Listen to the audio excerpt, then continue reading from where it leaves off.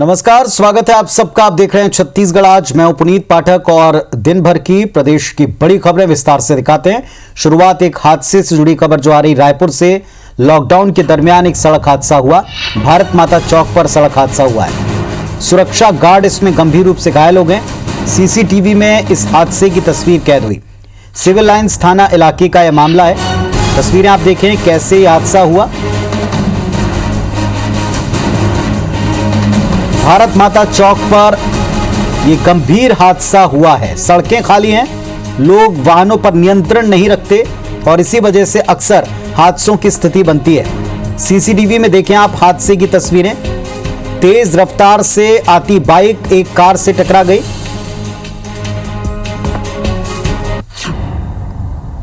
Lockdown के दौरान यह सड़क हादसा हुआ है। भारत माता चौक बताया जाता है जहां सड़क हादसा हुआ। सुरक्षा गार्ड इसमें गंभीर रूप से घायल हो गए। सीसीटीवी में इसकी तस्वीरें दिखाई पड़ रही हैं। सिविल लाइंस थाना इलाके का मामला है। तहसीन जैदी हमारे सहयोगी जुड़ गए हमारे साथ। तहसीन, भीषण टक्कर हुई है, तेज रफ्तार, खाली सड़कें इसकी वजह दिखती है।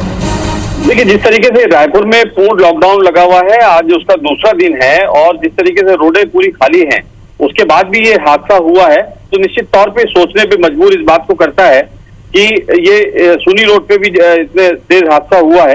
इस पूरे हादसे में जो है ये एक शेरा ग्रुप एजेंसी, सुरक्षा एजेंसी है। इसका एक गार्ड है संजय दास मानिकपुरी। यह 35 से 40 साल का बताया जा रहा है और बताया ये भी जा रहा है कि ये ड्यूटी से अपने सुपरवाइजर की बाइक लेके अपने घर तरफ जा रहा था, तभी ये भारत माता चौक पे ये हादसा हुआ है। जहाँ पे ये पूरी जो वारदात है ये सीसीटीवी में भी पूरी कैद हुई है। और क्योंकि जिस तरीके से जो लॉकडाउन के दौरान जो रोडें सूनी पड़ी हैं, उस पे जो लोग हैं अनियंत्रित होकर गाड़ी चला रहे हैं, IBC 24 भी शहरवासियों से, प्रदेशवासियों से इस बात की अपील करता है कि पहले तो वो अनावश्यक घर से ना निकले। अगर निकलना भी पड़े तो बहुत ही संयमित होके, क्योंकि जब सूनी रोड होती है तो आदमी बहुत तेज चलाता है, तो संयमित होके उसको आराम से गाड़ी चलाएं, नियंत्रण में, की गाड़ी आपके नियंत्रण में रहे। तो वरना इस तरीके के हादसे जो हैं वो सामने आते हैं। तो निश्चित तौर पे कि बड़ा हादसा है। लॉकडाउन के दौरान ये जो हादसा हुआ है ये सिविल लाइन थाना इलाके में। अभी बताया जा रहा है कि ये जो सुरक्षा गार्ड है संजय दास मानिकपुरी, इसकी हालत अभी गंभीर बताई जा रही है और मेकाहारा में इसको अभी भर्ती किया गया है। और ये बोरला कवर्धा का रहने वाला है और अभी इसका इलाज जारी है, लेकिन स्थिति अभी गंभीर बताई जा रही है। जी, तो तस्वीरें सबके सामने। एक हादसा हुआ है। एक सुरक्षा गार्ड जो बाइक से जा रहे थे, वहां से आती कार से टकराते नजर आए। तस्वीरें भीषण हादसे की ये जो तस्वीरें हैं सबक देती हैं कि खाली रोड हैं, लॉकडाउन का वक्त है, वाहनों पर नियंत्रण रखें, रफ्तार पर कंट्रोल रखें। अव्वल तो निकलना नहीं है, लेकिन अगर निकलना पड़ता है तो फिर वाहनों को कंट्रोल में रखकर चलाएं, वरना ये किस तरह का गंभीर हादसा हो सकता है, देख रहे हैं आप। शुक्रिया आपका तहसीन इस पूरी जानकारी के लिए।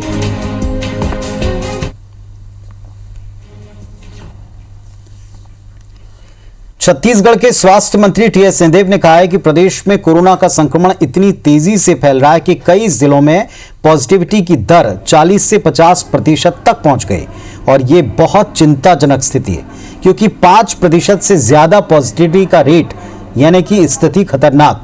और ऐसे में ये प्रयास किया जा रहा है कि संक्रमण की दर को किसी तरह कंट्रोल करें। सिंहदेव ने सरगुजा पहुंचते ही कलेक्ट्रेट में जिला प्रशासन और स्वास्थ्य अधिकारियों के साथ में मीटिंग ली, वहां का जायजा लिया। मंत्री ने मीडिया से बातचीत में कहा कि छत्तीसगढ़ में 5 जिले ऐसे हैं जहां पॉजिटिविटी की दर 40% तक पहुंच चुकी, जबकि 3 जिलों में यह आंकड़ा 50 पार है। उन्होंने कहा कि आज प्रदेश में 85,000 से ज्यादा एक्टिव केस हो चुके हैं और 1,50,000 यानी 1.5 लाख तक ये पहुंच सकते हैं। सिंहदेव ने कहा कि हमारी कोशिश होगी कि आंकड़ा 1 लाख के पार ना पहुंचे। 97 से 98% लोग रिकवर करें, इसकी उम्मीद है।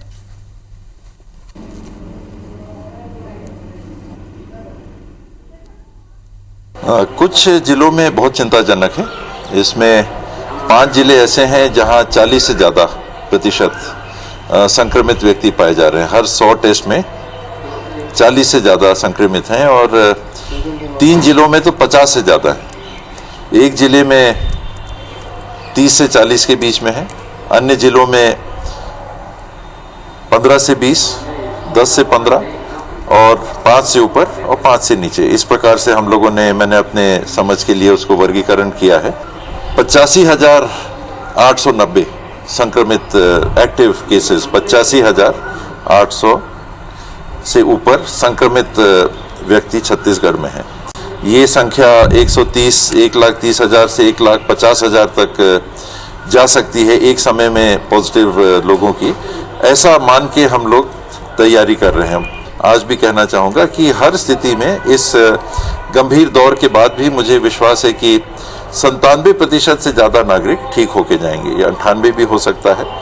आज जो केस फेटिलिटी रेट कहते हैं कि संक्रमित व्यक्तियों में से कितने लोगों की मृत्यु हुई है, तो आज छत्तीसगढ़ 1.1 पे है, तो उसको सीधे आगे बढ़ा देंगे तो अर्थात 98.9% लोग ठीक हो जाएंगे। लेकिन स्थिति कभी भी परिवर्तित हो सकती है। मुख्यमंत्री भूपेश बघेल ने आज कोरोना संक्रमण से जो हालात बने हैं उनसे निपटने के लिए अस्पताल संचालकों, डॉक्टर्स, आईएमए विभाग के अफसरों के साथ में मीटिंग की। सीएम ने कहा कि हवाई मार्ग के साथ साथ रेल मार्ग से अन्य राज्यों से छत्तीसगढ़ आने वाले यात्रियों के लिए आरटी-पीसीआर टेस्ट की 72 घंटे के भीतर की नेगेटिव रिपोर्ट को अनिवार्य करने का निर्देश अधिकारियों को दिया है। बिना नेगेटिव रिपोर्ट के आने वाले यात्रियों की जांच और उनको एसओपी के मुताबिक क्वारंटीन, कोविड केयर सेंटर या अस्पताल में रखने की व्यवस्था करने के लिए कहा है। साथ ही यह भी कहा कि छत्तीसगढ़ में उत्पादित 80% मेडिकल ऑक्सीजन गैस के तौर पर मेडिकल क्षेत्रों में इस्तेमाल की जाएगी, अस्पतालों में इस्तेमाल की जाएगी। अत्यंत आवश्यक होने की स्थिति में जो उद्योगों का हिस्सा है 20% का, वो भी अस्पतालों को दिया जाएगा। मुख्यमंत्री भूपेश बघेल के निर्देश हैं कि महामारी अधिनियम के तहत ये जो आदेश है इसका सख्ती से पालन करें। संभाग आयुक्तों को, जिला कलेक्टर्स को इसे फौरन लागू करने के लिए एक सक्षम प्राधिकारी भी बनाया। मुख्यमंत्री ने कहा कि इस बार गांव तक संक्रमण जा चुका है, इसे रोकने के लिए प्रदेश के बाहर से आने वालों की जांच कराना आवश्यक है। गांव में क्वारंटाइन सेंटर स्थापित करने के निर्देश कलेक्टर्स को दिए गए हैं। सीएम ने कहा कि प्रदेश में जल्दी 4 और जिले में आरटी-पीसीआर टेस्ट की सुविधा शुरू हो जाएगी। रोजाना सैंपल बढ़ जाएंगे, ज्यादा संख्या में जांच होगी, लोग जल्दी संक्रमित सामने आ पाएंगे और इलाज हो पाएगा। तो कोरोना को लेकर जो मुख्यमंत्री के निर्देश हैं, बैठक में जल्द से जल्द और नई लैब्स बनेंगी, आरटी-पीसीआर के साथ एंटीजन टेस्ट किए जाएंगे। कोरोना इलाज की दर, इसकी समीक्षा की जा रही है और इसे भी फिक्स किया जा रहा है, क्योंकि कई जगह निजी अस्पतालों में ज्यादा पैसे लिए जाने की शिकायतें कुछ लोग करते हैं। इलाज को खूबचंद बघेल योजना से जोड़ा जाएगा। रायपुर, बिलासपुर, दुर्ग में ऑक्सीजन बेड को बढ़ाया जाएगा। रायपुर, बिलासपुर, दुर्ग में वेंटिलेटर बेड को भी बढ़ाया जाएगा। जो इस वक्त की खामियां हैं, कमियां हैं, उनको दुरुस्त करने को लेकर मुख्यमंत्री ने निर्देश दिया है। औद्योगिक घरानों से सहयोग लिया जाए, इस बात की भी मुख्यमंत्री ने जरूरत बताई है।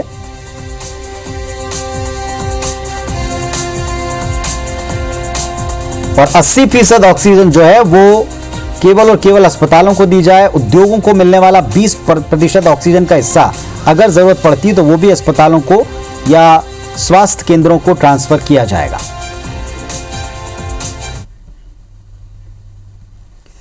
इधर छत्तीसगढ़ में कोरोना के आंकड़े प्रतिदिन एक अगले ही भयानक स्तर पर दिखते हैं। कांग्रेस और भाजपा इस दौरान प्रधानमंत्री और मुख्यमंत्री रिलीफ फंड को लेकर एक दूसरे पर आरोप प्रत्यारोप लगाते हुए हिसाब मांग रहे हैं।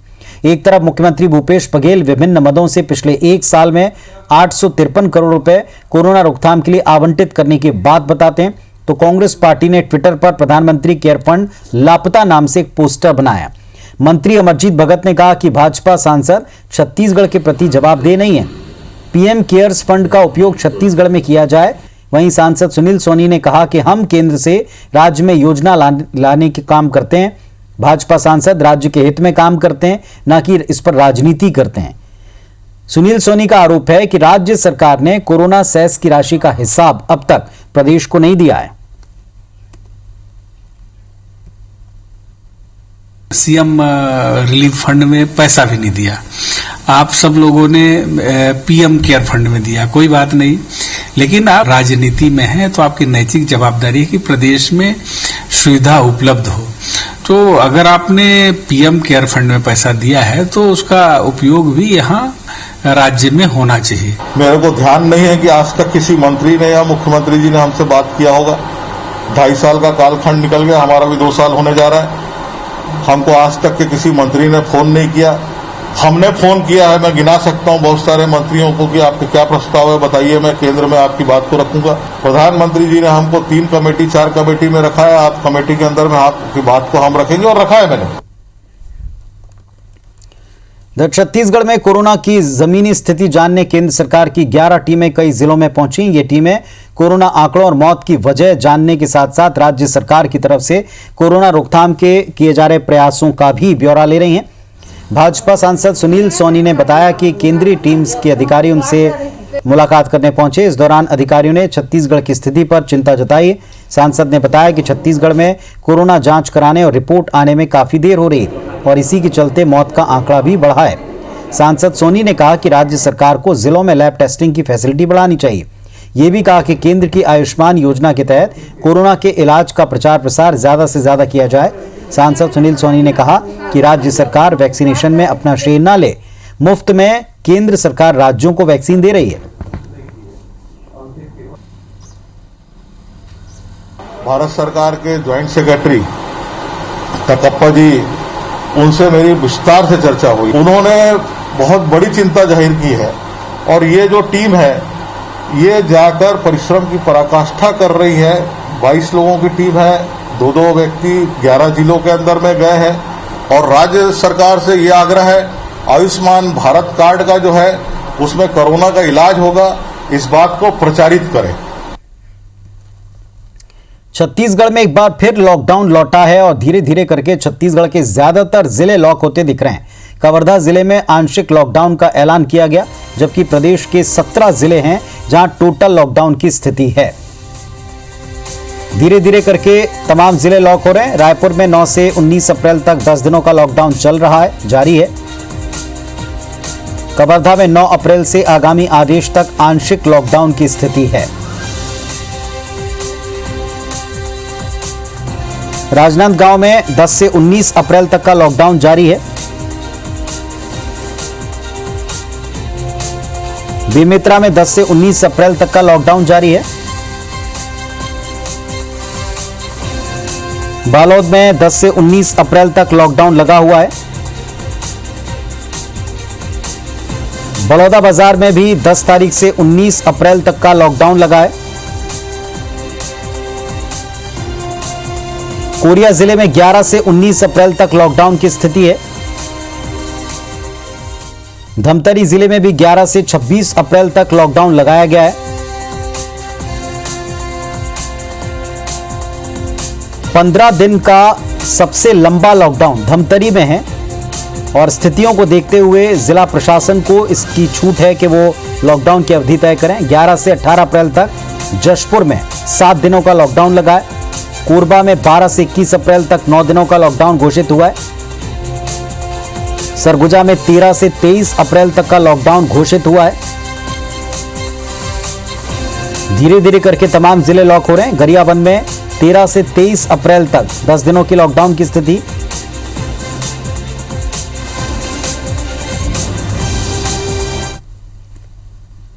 अभी का कोरोना बहुत खतरनाक है, घर घर में पहुंच चुका है। परिवार इससे इन्फेक्ट हो रहे हैं। कंट्रोल करने की जरूरत है और कोरोना को घर से बाहर निकालने की आवश्यकता है। आदरणीय मुख्यमंत्री भूपेश बघेल जी लगातार इस पर सक्रिय हैं और हम भी जशपुर जिले में लगातार प्रयास कर रहे हैं। सब लोगों से हम लोगों ने चर्चा की है और माननीय मुख्यमंत्री जी के निर्देश थे कि स्थानीय स्तर पर स्थितियों को देखते हुए निर्णय लिया जाए तो लोगों को पर्याप्त 72 घंटे का समय देते हुए वेडनेसडे से 14 अप्रैल से अगले वेडनेसडे तक एक कंप्लीट लॉकडाउन बिलासपुर डिस्ट्रिक्ट में रहेगा। ये नगरीय क्षेत्र में भी होगा और ग्रामीण क्षेत्र में भी होगा। इधर छत्तीसगढ़ में पिछले 3 दिन से रेमडेसिविर दवा को लेकर हाहाकार की स्थिति है। अस्पताल से लेकर होलसेल डीलर के स्टॉक तक सब कुछ खत्म है। अस्पतालों में भर्ती कोरोना के गंभीर मरीज रेमडेसिविर इंजेक्शन के अभाव में दम तोड़ रहे हैं। अपनों की जान बचाने के लिए मरीजों के परिजन दुकानों के चक्कर लगा रहे हैं या दुकानों के बाहर लंबी कतारों में खड़े हैं। जगदलपुर से लेकर दुर्ग भिलाई तक के मरीजों के परिजन रायपुर मेडिकल कॉम्प्लेक्स में सुबह 6 बजे से दुकान खुलने का इंतजार करते हैं, कतार लगाकर खड़े नजर आते हैं। प्रतिदिन तकरीबन 10 से 15,000 डोज की आवश्यकता है, लेकिन आपूर्ति 1000-2000 डोज की भी नहीं हो पा रही। सबसे ज़्यादा आपूर्ति पड़ोसी राज्य महाराष्ट्र से होती है, लेकिन वहाँ कोरोना मरीजों की संख्या इतनी विस्फोटक है कि दवा उत्पादन कंपनियों के दफ्तर में सरकारों ने अपने अधिकारी बिठा दिए और वहाँ की आपूर्ति का बड़ा हिस्सा उसी राज्य में खर्च हो रहा है। पिछले 3 दिन से राज्य सरकार ये कोशिश कर रही है, लेकिन कहीं से भी सप्लाई नहीं हो पा रही। अब राज्य सरकार ने भी फैसला किया कि सरकारी अफसर रेमडेसिविर दवा बनाने वाली कंपनी के मुख्यालय जाएंगे और वहीं जाकर कैंप करेंगे और छत्तीसगढ़ को दवा की आपूर्ति सुनिश्चित करवाएंगे। मुख्यमंत्री के द्वारा बताया गया कि अफसरों को इस बाबत निर्देश दे दिया गया है। जहां जहां जिन फैक्ट्री में बन रही है, नियम साहब के साथ जो वीसी हुई है उसमें उन्होंने निर्देश दिया है कि वहां हमारे यहाँ के कुछ ऑफिसर वहां जाएंगे और छत्तीसगढ़ के लिए जितना मिल पाएगा उसको वहां से लेके आएंगे, तो रेमडेसिविर की समस्या थोड़ी सी कम हो सकती है। रहेंगे जब तक यहाँ पे क्राइसिस खत्म नहीं होगा, वो लगातार वहां पर रहेंगे और हमारे लिए रेमडेसिविर लेके आएंगे। बीजापुर जिले में नक्सलियों ने एक बार फिर उत्पात मचाया। मिनगाचल नदी के पास में निर्माणाधीन पेयजल प्लांट के कार्य में लगे 5 वाहनों में आग लगा दी। बताया जाता है करीब 2 बजे 12 से अधिक वर्दीधारी नक्सली हथियार और तीर धनुष के साथ पहुंचे, चालकों को वाहन से उतारा और उसमें आग लगा दी। आगजनी की सूचना पर भैरमगढ़ एसडीओपी अविनाश मिश्रा मिनगाचल नदी पहुंचे, तब तक वाहनों में आग लग चुकी थी। एसडीओपी ने बताया कि 2 एग्जॉस्ट मशीनें, 2 ट्रैक्टर, 1 पोकलेन में आग लगाई गई। नक्सलियों के लगातार वारदात से खुफिया एजेंसियों पर सवाल उठ रहे हैं। क्या देम बनाते हैं? विंध्याचल नदी के किनारे बन रहे वाटर ट्रीटमेंट प्लांट के आसपास जो गाड़ियां निर्माण कार्य में लगी, उनको कुछ अज्ञात नक्सलियों के द्वारा आगजनी की गई है। अभी मौके पे आने पे ये देखा गया है कि यहाँ पे करीब 5 गाड़ियों पे नक्सलियों द्वारा आगजनी की गई है, जिसमें 2 पोकलेन, 2 एजाक्स मशीन और 1 ट्रैक्टर शामिल है।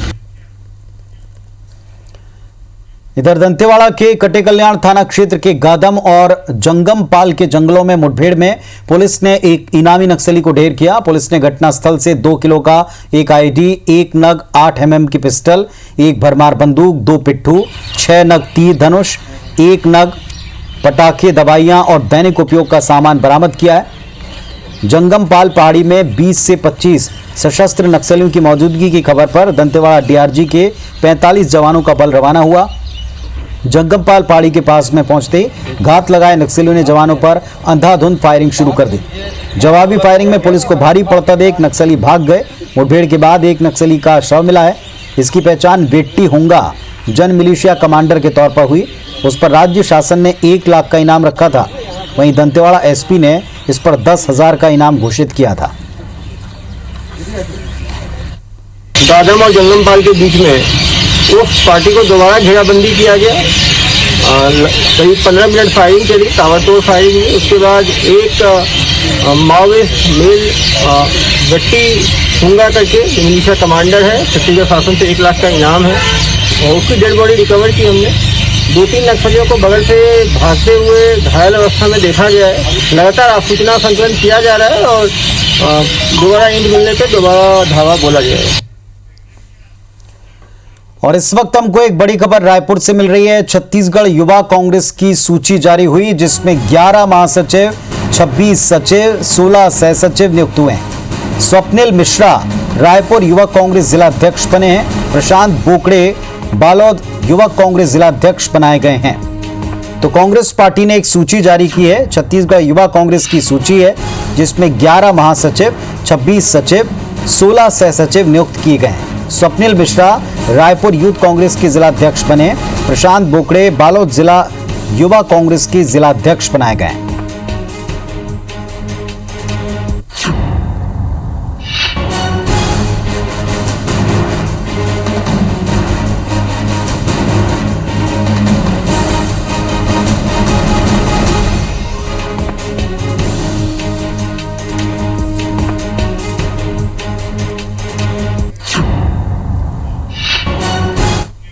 तो इस बुलेटिन में फिलहाल इतना ही। तमाम खबरों अपडेट्स के लिए आप देखते रहिए IBC 24। नमस्कार।